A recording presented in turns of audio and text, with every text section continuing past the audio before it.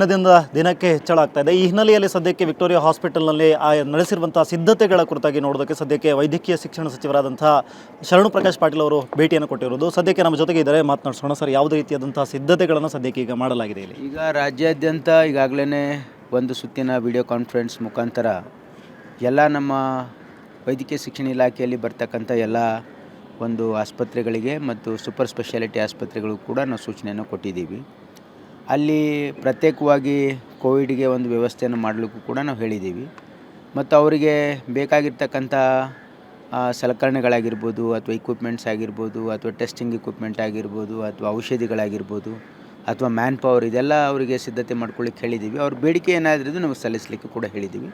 26ನೇ ತಾರೀಕು cabinet sub committee meeting ಇದೆ, ಅದರಲ್ಲಿ ಚರ್ಚೆ ಮಾಡ್ತೀವಿ. ಸರ್, ಕಳೆದ ಬಾರಿ ಕೋವಿಡ್ ಬಂದಂಥ ಸಂದರ್ಭದಲ್ಲಿ ಸಾಕಷ್ಟು ಆಕ್ಸಿಜನ್ಗೆ ಆಗಿರ್ಬೋದು ಅಥವಾ ಬೇರೆ ಬೇರೆ ಕಾರಣಗಳಿಂದ ಸಾಕಷ್ಟು ತೊಂದರೆಗಳಾಗಿತ್ತು. ಈ ಬಾರಿ ಅದನ್ನೆಲ್ಲ ನಿವಾರಿಸೋದಕ್ಕೆ ಯಾವ ರೀತಿಯಾದಂಥ ತಯಾರಿ? ಭಾಳ ಸ್ಪಷ್ಟವಾಗಿರ್ತಕ್ಕಂಥ ನಿರ್ದೇಶನ ಕೊಟ್ಟಿದ್ದೀವಿ. ಯಾಕಂದರೆ ಎಲ್ಲೆಲ್ಲಿ ನಮ್ಮ ಆಸ್ಪತ್ರೆಗಳಲ್ಲಿ ಆಕ್ಸಿಜನ್ ಅವೈಲೇಬಿಲಿಟಿ ಏನು ಕೆಪಾಸಿಟಿ ಇದೆ ಅಂತಕ್ಕಂಥದ್ದು ಕೂಡ ಸಪ್ರೇಟಾಗಿ ನಾವು ರಿಪೋರ್ಟನ್ನು ಕೇಳಿದ್ದೀವಿ. ಮತ್ತು ಅದನ್ನೆಲ್ಲ ಆಪ್ರೇಷನಲೈಸ್ ಮಾಡೋದಕ್ಕೆ ಅದೆಲ್ಲ ಸಿದ್ಧತೆ ಮಾಡ್ಕೊಳ್ಳೋಕ್ಕೂ ಕೂಡ ಅವ್ರಿಗೆ ಸೂಚನೆಯನ್ನು ಕೊಟ್ಟಿದ್ದೀವಿ. ಈ ಬಾರಿ ನಾವು ಯಾವುದೇ ಅಂಥ ಸಂದರ್ಭ ಬಂದರೂ ಕೂಡ ಯಾವುದೇ ರೀತಿಯ ಕೊರತೆ ಆಗದೇ ಇರತಕ್ಕಂಥ ರೀತಿಯಲ್ಲಿ ಸರ್ಕಾರ ಕ್ರಮ ಕೈಗೊಳ್ತಾ ಇದೆ. ಸರ್, ಈಗ ದಿನದಿಂದ ದಿನಕ್ಕೆ ಕೋವಿಡ್ ಪ್ರಕರಣಗಳು ಜಾಸ್ತಿ ಆಗ್ತಾ ಇದೆ.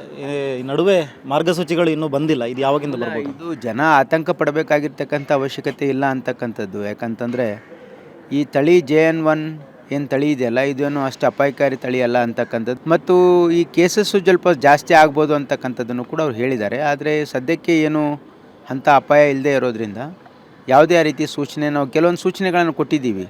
ಯಾರು 60 ವಯಸ್ಸಕ್ಕಿಂತ ಮೇಲೆ ಇರ್ತಕ್ಕಂಥವ್ರು, ಯಾರಿಗೆ ಕೋಮಾರ್ಬಿಡಿಟೀಸ್ ಇದೆ, ಅವ್ರು ಮಾಸ್ಕ್ ಧರಿಸ್ಬೇಕು ಅಂತಕ್ಕಂಥದ್ದು. ಮತ್ತು ಕೆಲವೊಂದು ಭಾಳ ಕ್ರೌಡೆಡ್ ಪ್ಲೇಸಲ್ಲೂ ಕೂಡ ಮಾಸ್ಕ್ ಉಪಯೋಗ ಮಾಡಲಿಕ್ಕೆ ನಾವು ಸಲಹೆಯನ್ನು ಕೊಟ್ಟಿದ್ದೀವಿ. ಸದ್ಯಕ್ಕೆ 26ನೇ ತಾರೀಕು ಕ್ಯಾಬಿನೆಟ್ ಸಬ್ ಕಮಿಟಿಯಲ್ಲಿ ಚರ್ಚೆ ಮಾಡಿ ಮುಂದೇನು ಕ್ರಮ ಕೈಗೊಳ್ಳಬೇಕು ನಿರ್ಧಾರ ಮಾಡ್ತೀವಿ. ಸದ್ಯಕ್ಕೆ ಇವಿಷ್ಟು ಸಚಿವರಾಗಿರುವಂತಹ ಶರಣ್ ಪ್ರಕಾಶ್ ಪಾಟೀಲ್ ಅವರ ಮಾತುಗಳು. ಕ್ಯಾಮ್ರಾಮ್ಯಾನ್ ಜಗದೀಶ್ ಜೊತೆ ಸ್ವಸ್ತಿಕ್ ಕನ್ಯಾಡಿ, ಏಷ್ಯಾನೆಟ್ ಸುವರ್ಣ ನ್ಯೂಸ್.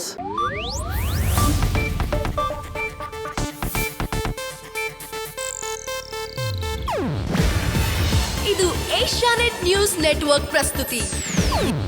ನೀವು ನೋಡ್ತಿದ್ದೀರಾ ಏಷ್ಯಾನೆಟ್ ಸುವರ್ಣ ನ್ಯೂಸ್.